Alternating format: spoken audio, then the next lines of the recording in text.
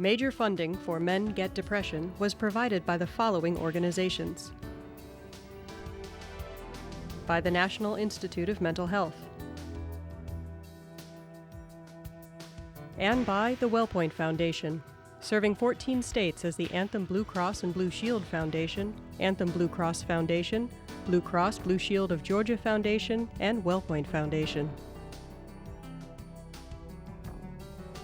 And by the Charles E. Kubley Foundation. Additional funding was provided by the following organizations: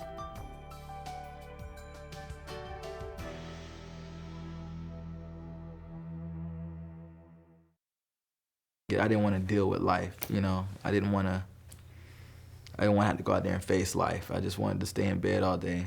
I couldn't function. I couldn't put two thoughts together in a logical way. There were times that I would sit in front of my computer to work, and I would literally stare at it for an hour before I could actually do anything.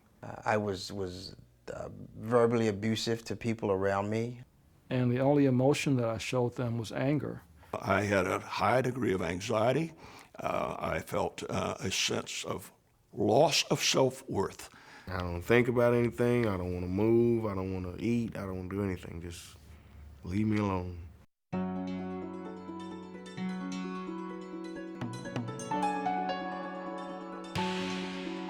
Men who are executives, soldiers, pastors, journalists, laborers, musicians, and students. Men of all ages, races, and backgrounds. Many of them have an illness, and most of them don't know it. It's a potentially fatal illness that torments both its victims and their families. How is it possible, in the country leading the world in medical science, that several million men will have an often disabling illness, and most of them will never receive treatment for it?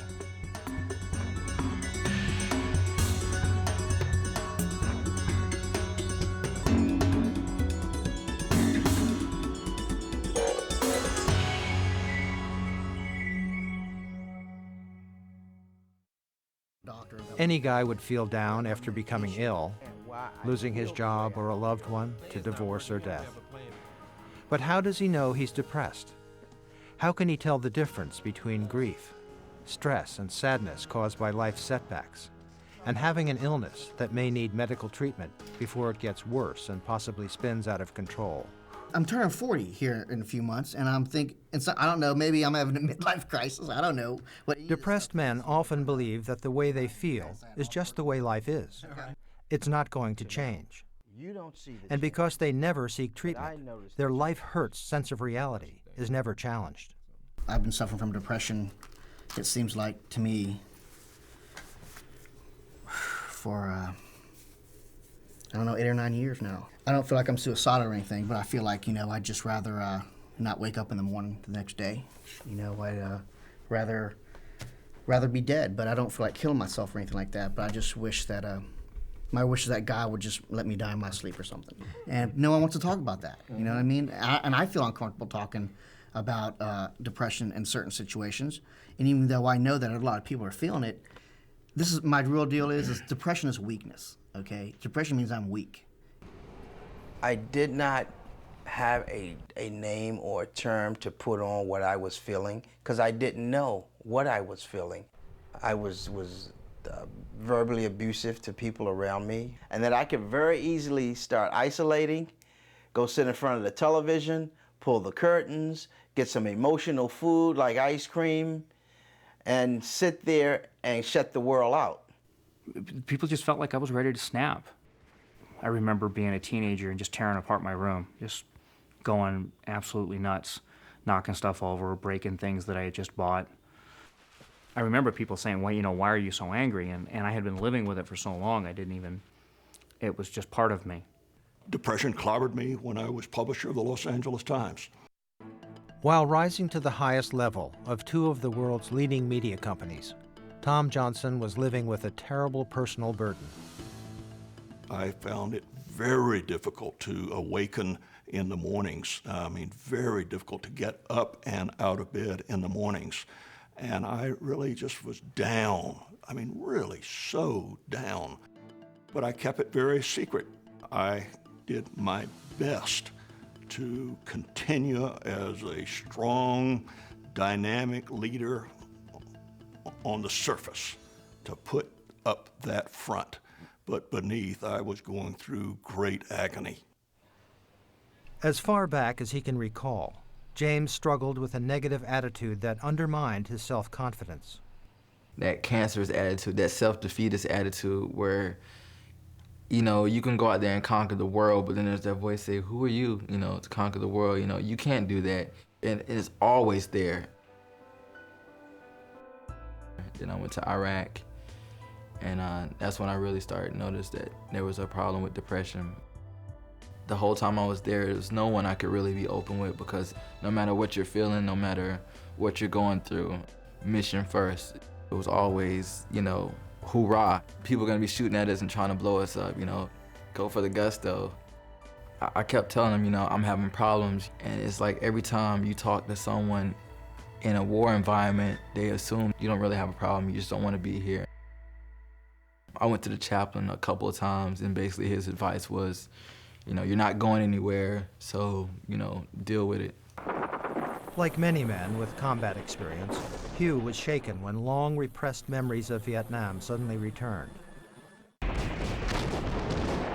In Vietnam, we were always very susceptible to rocket and sniper attacks. One particular night on guard duty, a sniper opened up, and I could see the muzzle flash up on the hill where I knew right where the person was.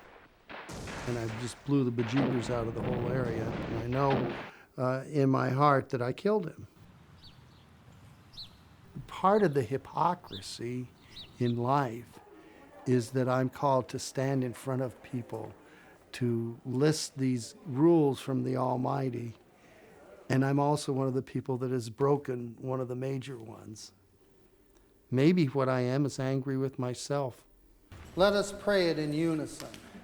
It's like I dream about going down a staircase, and it just keeps going and going and going, and you think I've got to hit bottom, but you never do.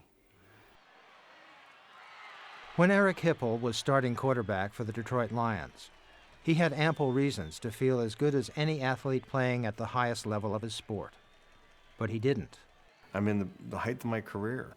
Things ought to be great. They ought to be wonderful. And yet, I'm miserable. I call it absenteeism, where actually you're there, but you feel like you're not there.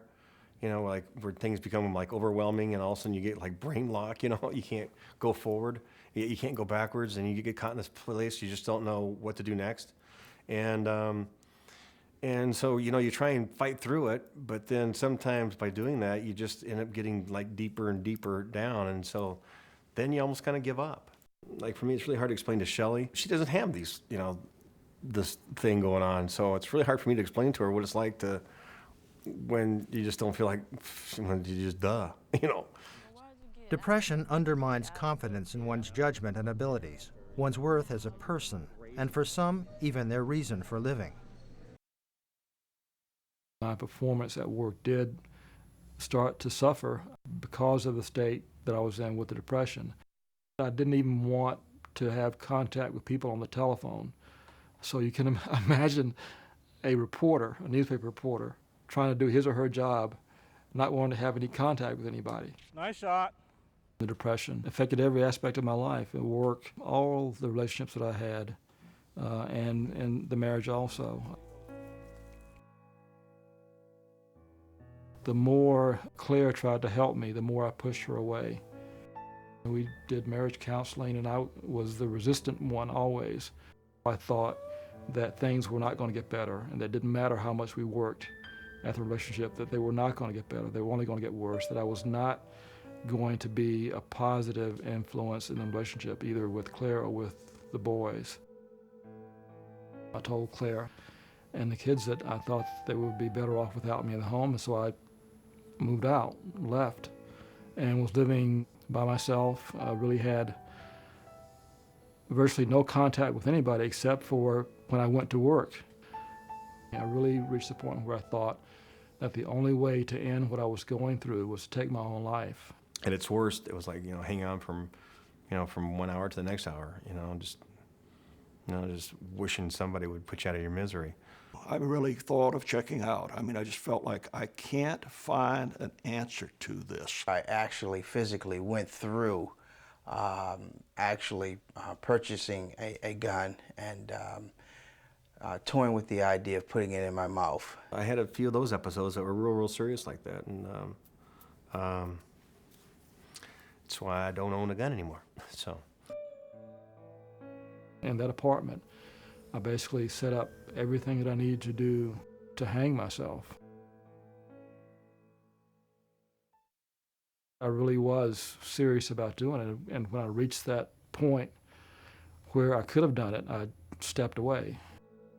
I really think that what happened was that in the back of my mind I was thinking about my sons and thinking about them growing up not only without a father, but growing up with the father who left them the way that I was planning to leave them, and what effect that would have on them. The time that was hardest for the boys was when we separated. The kids basically felt that somehow he was rejecting them, and I think our younger son was very hurt, and our older son was very angry. Men living with depression are often unaware of the pain they inflict on others who are close to them.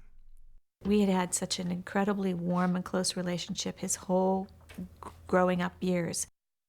We did everything together, and I felt like I understood him so well, and then all of a sudden, I didn't know him anymore, and he didn't want to be known by me anymore, and it was horrible. You know, I was really acting out against my parents in school, and, you know, I would basically just do my own thing and just disregard authority in general. We thought that, you know, he was just growing up and there was the natural rebellion that many teenagers go through. When it became actual anger and there was hostility sort of involved in conversations, that seemed more than what was expected. You know, I think that had a lot to do with my own feeling of, you know, not really being worth anybody's time, and school wasn't worth my time because I wasn't good at it. I never felt like I could quite measure up, feeling like, you know, why even put the effort into something that I can't achieve? Living alone for the first time since his marriage and grieving his wife's passing, the structure Bruce had relied on for most of his adult life was now gone. A lot of men, as they age, particularly during retirement and after, experience a significant decrease in their level of activity, their connection to friends and family. You know, a lot of them experience a kind of their own version of an empty nest syndrome. It's kind of, what do I do now? And there can be a sense of meaninglessness or sort of question about purpose in life that puts a person at risk for depression. And then since my wife passed away and since I'm on my own, I've had quite a few numerous dips that don't quite reach the bottom of the road, but they scare the heck out of me. Hello. Do I hug you on your non-beeping side? Don't worry about it. Am I going to get beeped at? It might. What beeper? His hearing aids beep. Oh, your hearing aids? My first memory of his depression is here at Christmas time, when he stopped the whole table's conversation by telling everybody Christmas morning what it felt like to be depressed. When you wake up at 3 o'clock in the morning and you can't sleep, you can't get back to sleep because you're, as I put it, your wheels are spinning. All single ideas are running through your brain, and your stomach hurts, and you can't eat, and you lose 10 pounds in a week. You know there's something major wrong.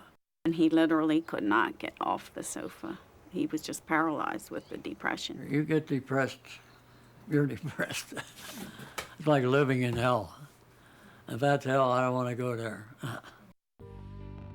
Early signs of depression include feeling hopeless, worthless, and helpless to do anything about it, not just for a day or so, but for weeks on end. Depressed men say they have no energy, sometimes because they can't sleep. Normally active men become passive and withdrawn and sleep through the day. They can't concentrate, become forgetful, and avoid making decisions. Family members report irritability, anger, and impulsiveness that strain relationships. Depressed men isolate from friends coworkers, and their families. When they sense that life is passing them by, and as worries increase about losing control of their lives, they become anxious. They may have headaches, chronic pain, or digestive disorders that don't respond to treatment. The accumulation of physical and emotional pain may bring thoughts of death and even suicide. While it is only human to experience some of these feelings from time to time, to experience several together for more than a few weeks may indicate a need for professional care. If a person is suffering from depression and friends and family recognize that, there's several things that they can do.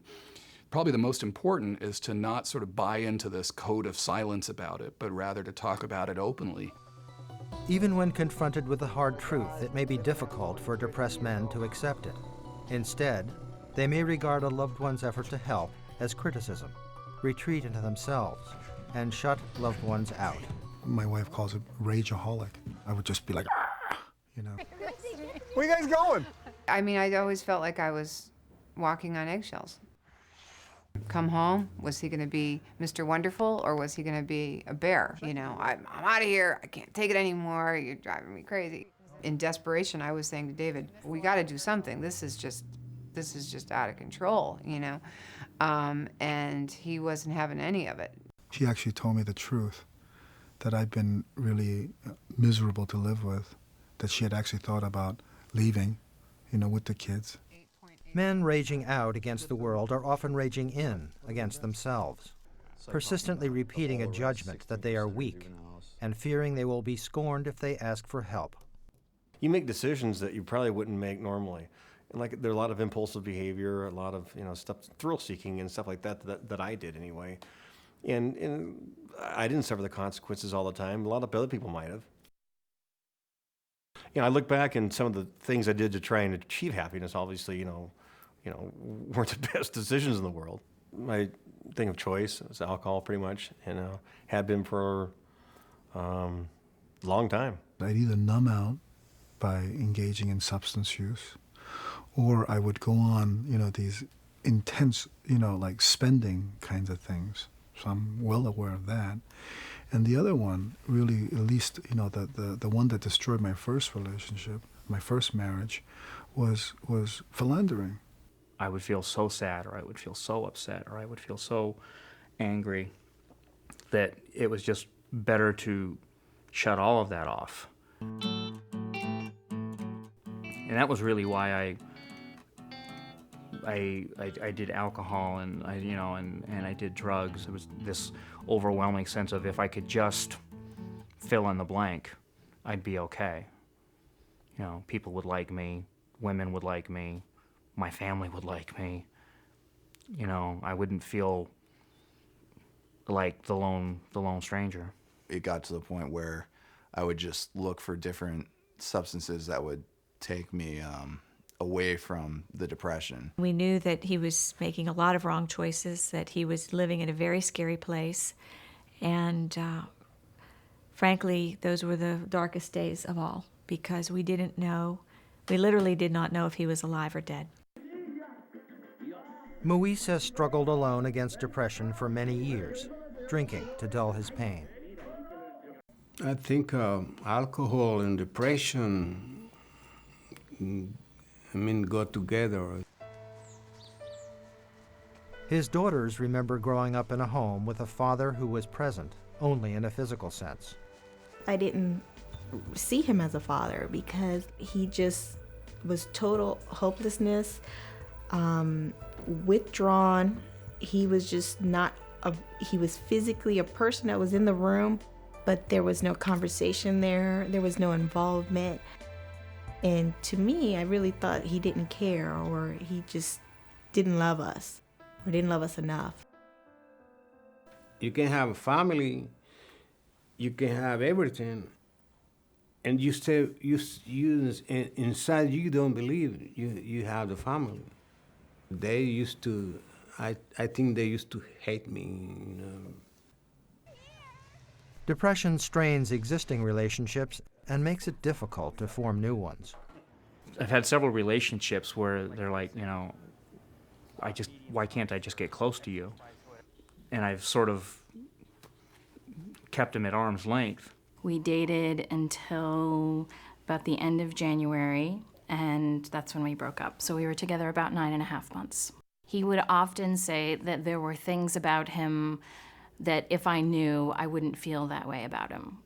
And as things went along, he started to pull back and withdraw. Because I don't want to get too attached, because I know that the other shoe's about to drop and they're gonna get a better offer or find somebody better. Returning from Iraq to his wife and children brought new and unexpected stresses that James was unprepared for. I wasn't doing much to help out my situation at all. I was just kind of sitting there sulking. All of a sudden, it was my wife who was, making all the money, and I wasn't.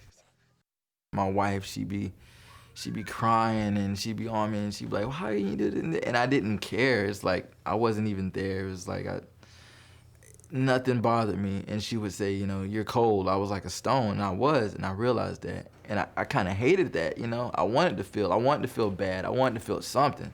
And you're like, I can't help it. I feel like I'm banging my head against a wall, but, I don't know how to get through to him. And it's really, really not good. It's really painful for all of us. It's just as difficult to love a person with depression as it is to live with depression yourself. When we became the enemy, and he really was treating us as his enemy, and that was a horrible, uncomfortable way to live. And I just, felt like I was the heavy here. I'm having to hold up everything, where he's going the other way. I would just lose my patience, just like enough. First of all, I was in total denial of anything that was going on. Think of 10 as you're functioning 100%. Think of when you're functioning 10%. I actually started going to a doctor, but it's it's kind of hard to make a diagnosis when you're drinking quite a bit and stuff, and along with it, just not listening to them, and that's kind of like where my mind was at. I don't know if I told you I talked with Claire had been telling me for years that I needed help. I did think John was depressed. I did try to figure out a way to help him recognize that and recognize that it was something that he could get help for. It was just difficult for him to hear it, and it was difficult for me to know how to say it in a way that was effective, because clearly nagging wouldn't be helpful. I thought about being depressed and that being unhappy or being sad, but I thought about that as the natural state for me. So it wasn't a matter of an illness.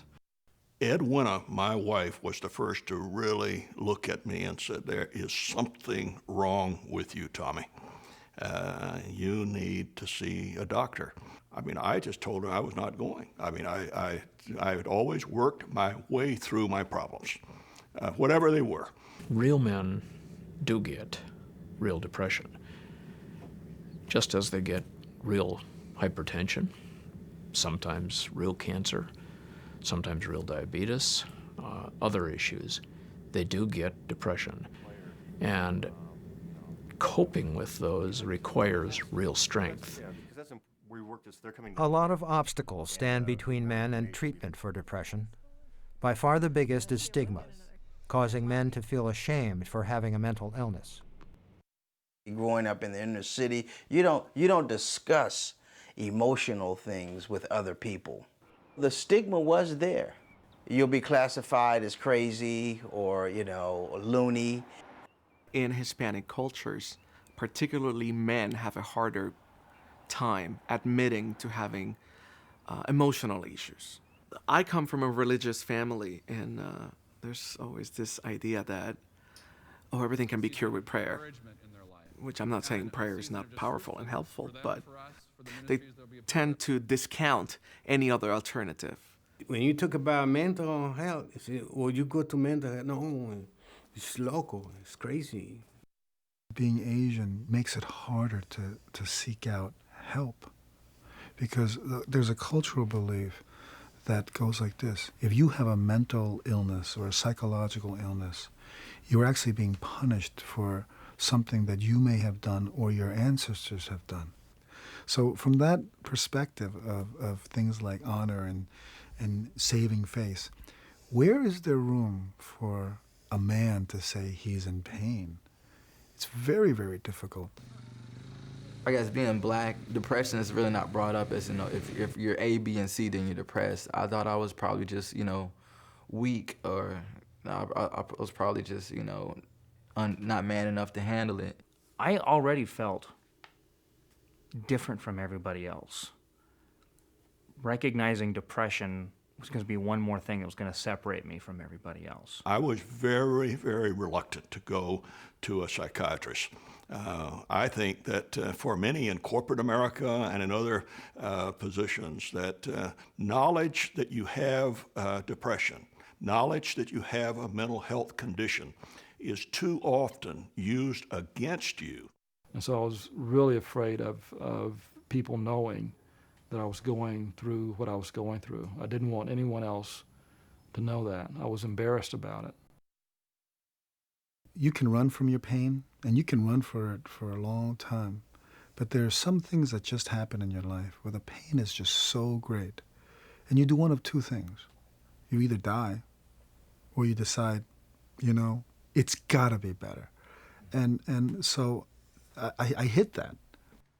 For me, it was, it was survival. I needed to do that, not just for myself, but also for my children. It's unusual for a man to walk into a clinician's office and say, "Doc, I'm depressed." We men try to be more independent and try to kind of, tough it out, so to speak. The reason they don't want to go to the doctor is they're afraid they're going to find out something's really wrong, right? And we've heard this in our research too, which is the reason I don't want to talk to a mental health professional is what if I found out I'm really wacko? Determined to work things out on his own, Hugh relied on his faith and soldiered through the darker days as he'd been trained to do. But a crisis finally caught up to him. In 1986, I lost it all. And those that were here at that time remember the night, because it happened during this season of the year. It happened during Lent, which of course is the 6 weeks before Easter, and we're called on to really do some self-evaluation. And when I did that, I kept feeling darker and darker and darker and more worthless, until the final breakdown came at a church service and was hospitalized. And during one of those sessions with the psychiatrist there, we talked about war and how hard that had been, and everything came flooding back in. My illness, a brain disease known as depression. I hadn't really thought of it as a disease or a physical ailment. Depression is a brain disorder, but it affects the entire body.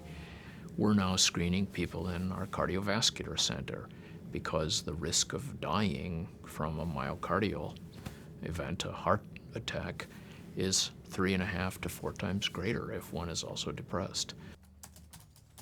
I finally reached a point where I knew that I was in serious trouble, that I needed help, that if I wanted to get better, I was not going to be able to do it on my own.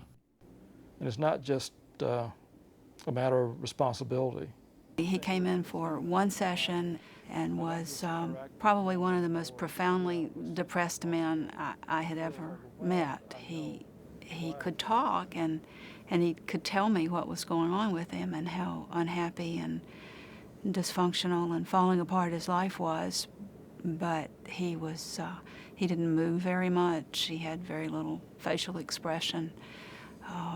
And he was truly, as his story unfolded, in a very, very bad place. That was really the first time that I really started thinking about this as an illness and something that could change. She was the one who really enabled me to see and to understand what I was going through and what I needed to do to deal with it and to make it better. Things have been pretty overwhelming. And he was able to open up and tell me how badly things were going with his life, with his marriage, with his family, with his work, and how negative and bleak everything was inside of him.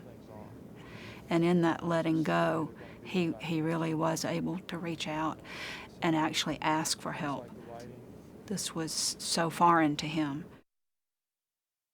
After completing his tour in Iraq, James finally was able to find the help of a psychotherapist at an army hospital in Germany. I was at a point where I really, had a lot to say, and I wanted someone to listen. That was the best thing, because I got to tell him about everything. I told him about, how I felt during the war. He let me know that what I was saying was confidential, so I didn't have to worry about it getting out.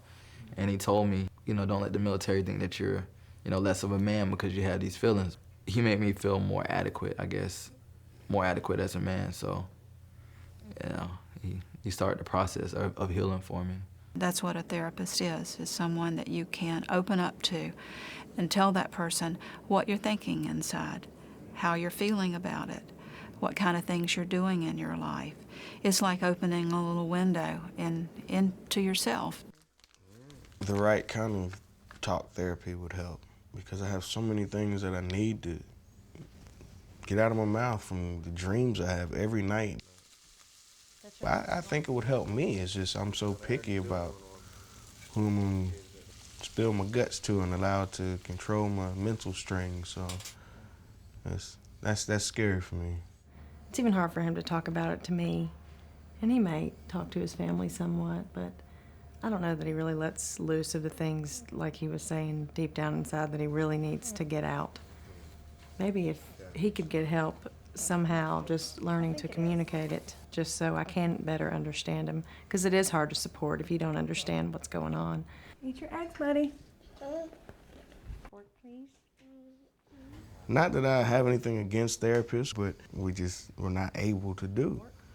And it's like... It's all financial. It's all financial. I see it as sort of a tragedy when you have someone, especially a man, get to the point where they finally say, okay, I need help. I need to do something about this. And they try to do it, and there are these obstacles in their way. I'm Philip Lucas, and welcome to our... Affordability of mental health care is a major obstacle for people without health insurance, and for others with policies with limited or no coverage for treatment of depression. Pierre's search for affordable treatment brought him to a health fair, sponsored by a group offering a confidential depression screening and referrals to mental health services for the uninsured. How long has this been going on with you? 9, 10 years maybe. Okay. So you've not been to see a mental health professional at all during the period? Yes, I've been referred to a few psychiatrists or mental health places, but I didn't follow through or just wasn't comfortable with situations. Many times men don't follow through, especially African American men, and the issue of depression is so important in our community. So there's a variety of different ways that one can go about getting help. Exercise is helpful. Talking to friends and family members, seeking support from community members, whether it's a priest or other religious figure, friends at work, co-workers. While many men can and do benefit from support provided by family, friends, colleagues, and clergy, some men with depression may need more.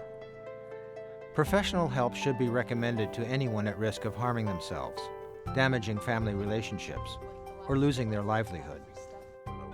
How does one express psychological pain? And how does one express emotional pain? That is not an easy thing to do to begin with. We can always very easily answer how we're thinking. It's not always as easy to talk about how we're feeling. And so that, I think, becomes even more difficult for a Hispanic man.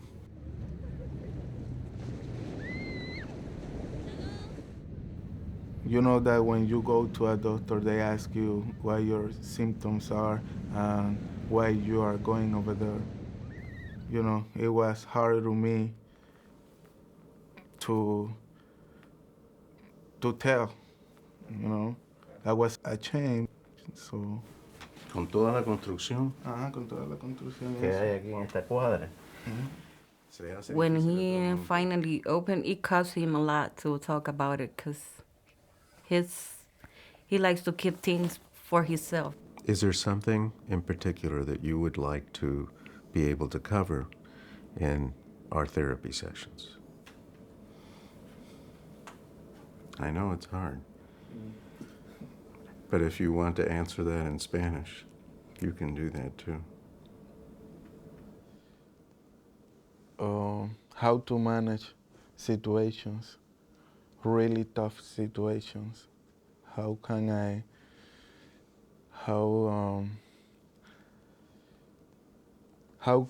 deal with problems? But look, Javier, it's perfectly natural to think. At the beginning, when we start, I was nervous. After a few weeks, I start feeling better. I ain't gonna say that it was right away, but I noticed the difference. In my life, it was a living hell. And by being treated with him, it helped me not just a lot, gave me my life back. Mira, está saliendo, míralo, míralo. We almost lost the relationship, but once he find help and he follow the treatments and he put a lot of his part, now it's a lot better, working really good now, especially with the kids. If you asked Americans, you would discover that most of them think that depression is a disease of middle age or even the elderly, and it's actually not so. The age of onset peaks between 15 to 24. One adolescent is not the same as another. Some will start with irritability and just occasional dips in grades and pulling back from friends for a while, and then it will pass. Others begin with more serious manifestations. They experience sadness and withdrawal and go to their room and tears and even suicidal thoughts. It's a tragedy, I think, actually, the number of teenagers that contemplate suicide as a result of feeling depressed. I mean, fortunately, the overwhelming majority of those individuals who think about it don't actually follow through. But some of them do, and it's often a result of undiagnosed or untreated depression. Eric has a very personal awareness of the link between depression and suicide, and devotes much of his time to suicide prevention workshops in schools. Not everybody that suffers from depression thinks about suicide or has thoughts about suicide. They don't. Yes? Have you ever thought of committing suicide yourself? That's a difficult question to answer, but the answer is yes, I have. Even though Eric struggled with depression for many years, he and his wife Shelley didn't see signs of depression in their 15-year-old son, Jeff. Jeff was doing a whole lot of sleeping. His friends would call, he didn't want to do anything with them, didn't want to see them, and I wanted to go to school, headaches, stomach aches. His whole demeanor kind of changed after a while. He was giving signs, he was talking to people, and nobody really picked up on it. And we know these signs now. Unfortunately, we didn't know them at the time. What eventually happened on one Saturday morning, I got a phone call from my wife, and she said that Jeff had taken his life. So he died by suicide. And he was 15 years old. If you ever have a thought like that, by the way, talk to somebody. And make sure they know that you're serious, this is what I'm thinking of. A person who talks about death or suicide should be taken very seriously. If you or someone you know is considering suicide, seek help as soon as possible by contacting a mental health professional or calling 1-800-273-TALK to reach a trained crisis worker.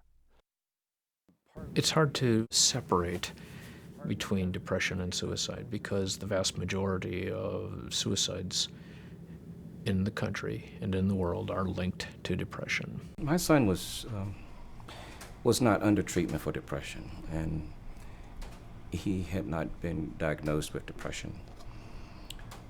But ironically, he did leave a suicide note, and in his note he talked about not being happy. And we were not aware that he was that unhappy. I guess any death is painful, but to see this kind of death is just something that I see over and over in my mind, because my daughter and my wife and I found my son, and he had shot himself, and that's a scene that will not just won't go away.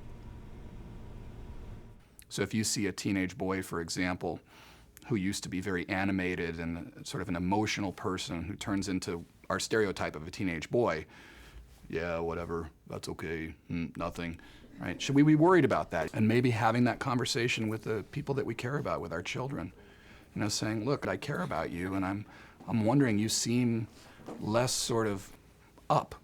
You seem kind of down, and are you doing okay? And his response might be, yeah, not a big deal, whatever, you know, but he'll hear you. And so it's worth raising the question.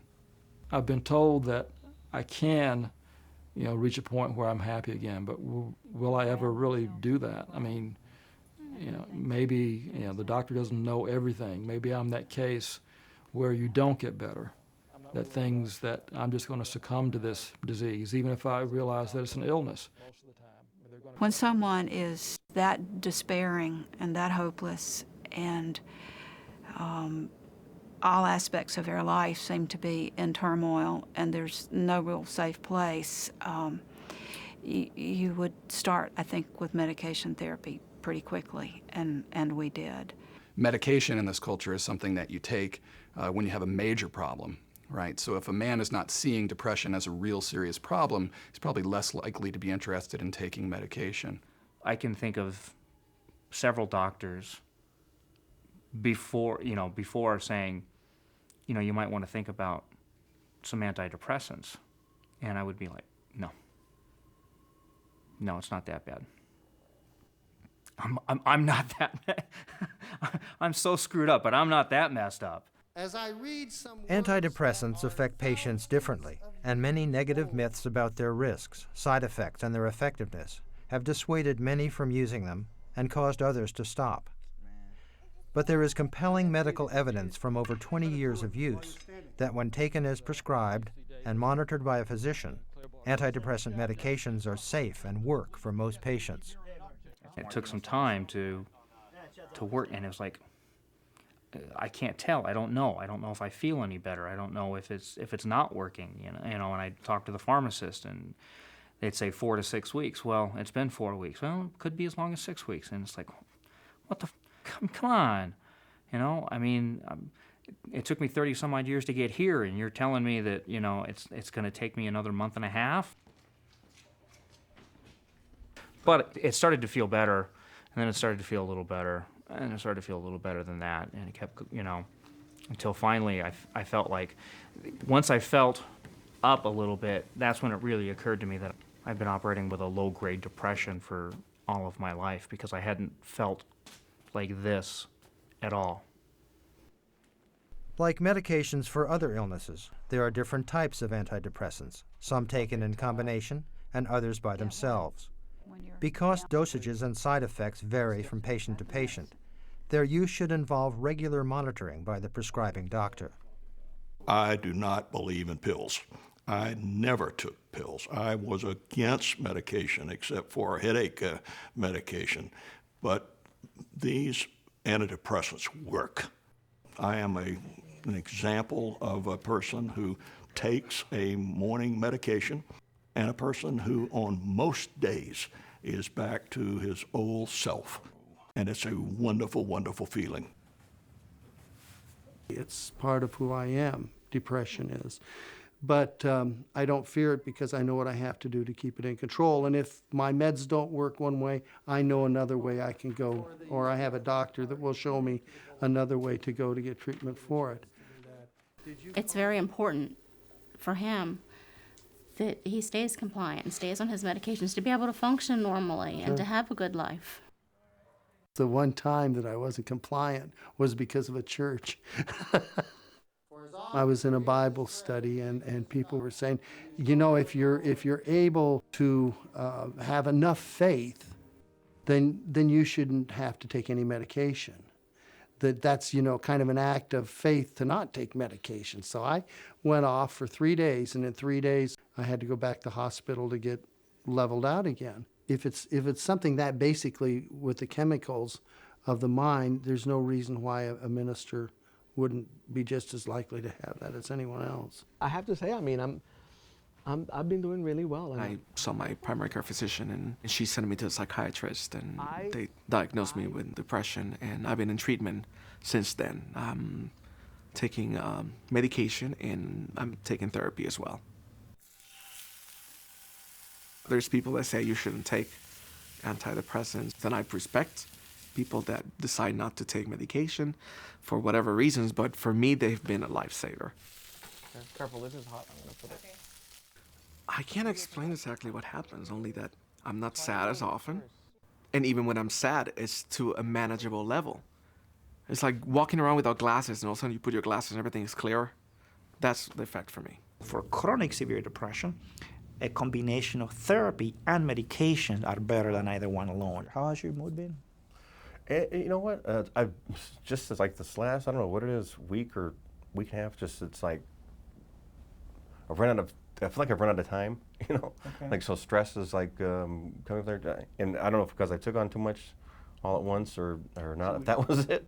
Deaths, assaults, divorces, moving, new jobs, all rank very high on the list of major stressors. One of the uniquely puzzling aspects of depression is linked to the fact that stress is the precipitant. But it's not like that all the time. It's just, you know, every once in a while when I just get stacked up, all of a sudden it's like, you know, I hit the wall and it's like. Being in treatment is hard work. If one's going to do it and make it effective, it truly takes an investment on the part of the person seeking the treatment, not just the one providing it. But let's talk about the anger. I think that's something. Psychotherapy is different from going to other doctors who we expect will do most of the work. Your therapist can't help unless you're willing to talk openly and honestly about yourself. Being aggressive and monitoring your own symptoms, keeping track of when do I get worse. Is this when job stresses occur? Is this something that happens when I forget my medications? Those are the things that are huge clues to clinicians. They often explain what's going on. When the person learns that, they are the most powerful force in the treatment. When things were broken to the point that they were broken with me, that you can simply say, okay, you're getting treatment, now let's go back to the way things were. There had to be a reestablishment of a connection and of trust. With Claire, we were able to establish communications in a way that we just had not been able to do when I was suffering from the worst of the depression. I'm reading this book now. It's like about And especially with my son, I was able to do things with him that wasn't just out of a sense of obligation or a sense of duty as a father. I was able to really enjoy doing things with them. There we go. For Moises, recovery came in 2 steps. First, recovering from alcoholism. Second, getting professional help at a community mental health center for a condition he'd been self-medicating for years. I was terrible with the depression. I had to keep like the alcohol, keep suffering until I cannot do it no more. And I have to ask for help. And I got the help from Dr. Galvez, but take me a long, years. Dime una cosa, ¿tú crees que has pasado un día entero feliz este invierno? Yo creo que sí. ¿Qué estabas haciendo ese día? Estaba con mi nieto más pequeño. He told me, you have depression, you depressed. He told me, I can give you help. Send me to the therapy group and give me the medicine. And that's when I started getting well. Moises found a new way to connect with his family when his daughters started their own families and needed help with childcare. How are you? Ay, te portas bien, okay? Bye-bye. And I turned around and it looked like the only person that was able to help me was my dad. So I was like, okay, my dad is going to help me. Say bye to Mama. Say bye, Mama. To this date, I think of some of the things I said, oh yeah, right. Me, leave my child with my dad. Yeah, okay. But here we are, and that's the case. And it's like, so it's been about 2.5 years maybe of just me really trying to connect with him. I see how he interacts with Ethan.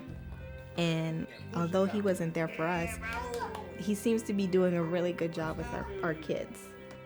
I feel renewed with this love of the children, and I think it's one of the things keep together, with my daughters. Try to be close and talk to my daughters and tell them how I'm sorry I feel. You have to learn from the experience, I have to keep the good things I learn, because my life is just to be really, well, I don't know, going wrong way. I think today I'm trying to go in the right way. The lesson out of it for most of us is that you can come out of this, provided you seek treatment. That's not to say that people don't fall back into the ditch. I have been back into the ditch a few times. Usually that means staying in touch with your physician, monitoring your therapy, and being aware of when you're headed back. It's when people hide back from each other and try to keep things secretive and not being able to communicate, that's when the problems arise. But when you share it with the person you love, you can get help together. Because if you don't do that, then the anger just builds up between the two of you, and just this huge wall forms. We had a great, a start to our marriage, and then, in the middle of it got, rocky with, Jeff's death and everything else. And so she went through a whole lot. I look at some of the stuff that I've done, and it kind of hurts me to think, I've laid this on her, but in the same token, the outlook is great. Looking back on it, it's like another life. It's like looking at it and saying, that was a totally different person. How that was me? Even after seeing this program, if you have depression, you may believe you still can't feel better than lousy. But you can, much better. Between you and better, there may be some obstacles. But as you've seen, treatment does work. We men are raised to believe living with pain is normal. To ignore it is manly, and we avoid doctors when we're ill. This is why our families and friends are so important.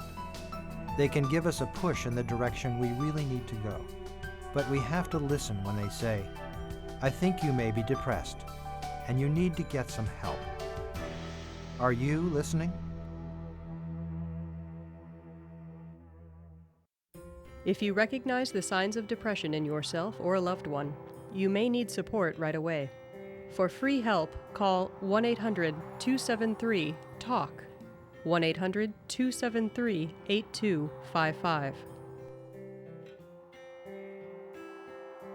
More information and resources about depression in men are available in English and Spanish online at mengetdepression.com and depresionyloshombres.com.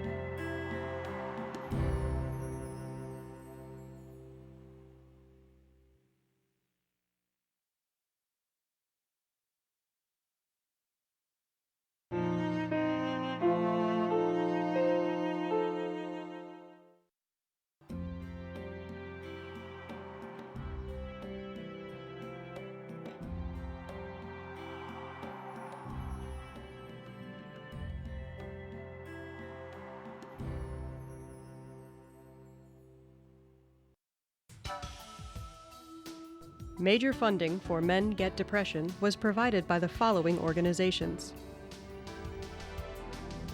by the National Institute of Mental Health, and by the WellPoint Foundation, serving 14 states as the Anthem Blue Cross and Blue Shield Foundation, Anthem Blue Cross Foundation, Blue Cross Blue Shield of Georgia Foundation, and WellPoint Foundation. And by the Charles E. Kubley Foundation. Additional funding was provided by the following organizations: